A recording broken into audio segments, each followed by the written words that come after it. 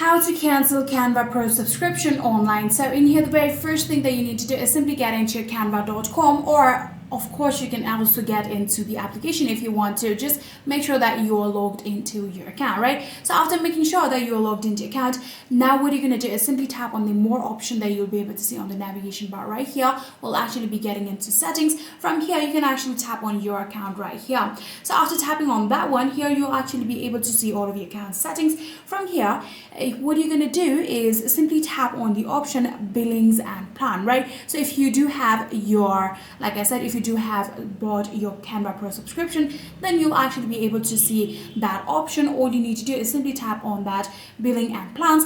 After tapping on billing and plans here, you can click next to Canva Pro. You'll actually be able to see the option of cancel plan. What you're going to do is simply tap on that cancel plan, and then you can confirm it. Simply follow all of the on-screen prompt. Just like that, you'll be successfully be able to cancel your Canva Pro subscription online.